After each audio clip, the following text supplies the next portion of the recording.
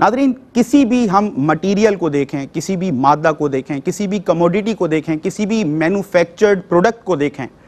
تو ہم یہ جانتے ہیں کہ اس پروڈکٹ کا، اس مادے کا، اس مٹیریل کا کوئی نہ کوئی کریٹر ہے، کوئی نہ کوئی مینوفیکچرر ہے، کوئی نہ کوئی بنانے والا ہے۔ پھر کیا وجہ ہے کہ جب ہم اس کائنات پر نظر ڈالیں کہ ایک طرف ہمیں دن اور رات کا آنا جانا، چاند، سورج، زمین، آسمان، چرند، پرند، نباتات،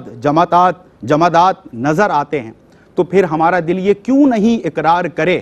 کہ اس تمام کائنات کا، اس میں جتنی مخلوقات ہیں، اس کا بھی کوئی نہ کوئی خالق ہے۔ اور پھر یقیناً اگر ہم عقل کی کسوٹی پر دیکھیں، ہم فطرت کی کسوٹی پر دیکھیں، تو آواز ایک ہی آئے گی کہ ہاں، وہ اللہ رب العزت اس تمام کائنات کا خالق بھی ہے، مالک بھی ہے، اور اس کا پالنہار بھی ہے۔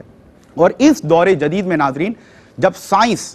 ہمیں یہ پروف دیتی نظر آتی ہے، ثبوت دیتی نظر آتی ہے، یہ جاننا، یہ پہچاننا کہ ایک رب، ایک اللہ وحدہ لا شریک ہے جو اس پوری کائنات کا نظام چلا رہا ہے، اس پوری کائنات کو پیدا کرنے والا، خلق کرنے والا ہے، تو یہ بات آج کے اس دور میں بڑی آسان ہو جاتی ہے۔ وہ بگ بینگ تھیوری جس کو 30 سے 40، 50 سال پہلے سائنس نے ایک پروون فیکٹ کہا، 1450 سال پہلے اس قرآن مجید و فرقان حمید، اللہ کی اس لاریب کتاب نے اس فیکٹ کو افشا کر دیا، اس کو ڈسکور کر کے بتا دیا، اس فیکٹ کو انسانیت تک پہنچا دیا۔ اسی طرح دنیا میں بسنے والے انسان کتنے ہی صدیوں تک یہ سوچتے رہے کہ یہ چاند شاید اس کی روشنی اپنی ذاتی ہے،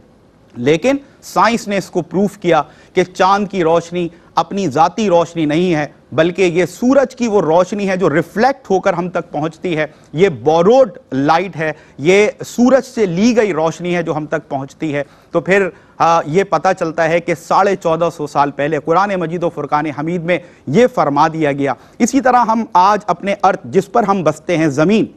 اس کا اگر ہم شیپ دیکھیں، اس کو ہم جیوسفیریکل، آج سائنس ہمیں بتاتی نظر آتی ہے، اس کا جو شیپ ہے وہ جیوسفیریکل ہے، جبکہ صدیوں پر محیط لوگوں کا نظریہ، انسانوں کا نظریہ یہ تھا کہ یہ شاید کوئی سرکولر باڈی ہے، لیکن سائنس ہمیں آج بتاتی ہے کہ اس کا شیپ جیوسفیریکل ہے۔ قرآن نے 1450 سال پہلے ہمیں بتا دیا کہ اللہ رب العزت کی اس لاریب کتاب نے یہ اعلان کر دیا کہ اس ارتھ کا شیپ کیسا ہے۔ دو سمندر جو آپس میں ملتے ہیں، سائنس آج اس کے فیکٹس ہمیں بیان کرتی نظر آتی ہے، لیکن قرآن 1450 سال پہلے ہمیں بتا چکا، مرج البحرین یلتقیان بینہما برزخ لا یبغیان۔ اس کی ڈینسٹیز آپ دیکھیں، اس کے آپ ٹیسٹ کو دیکھیں، اس کے کلرز کو دیکھیں، یہ دونوں ڈیفرنٹ ہیں، لیکن ایگزسٹ اگر آپ فزیکلی دیکھیں تو کوئی چیز ایگزسٹ ہی نہیں کرتی ان دونوں سمندروں کے بیچ میں۔ یہ میرے اللہ کی قدرت، اتنی تمام نشانیاں جو آج سائنس بھی پروف کرتی نظر آتی ہے، یعنی کہ آپ عقل کی کسوٹی پر دیکھیں،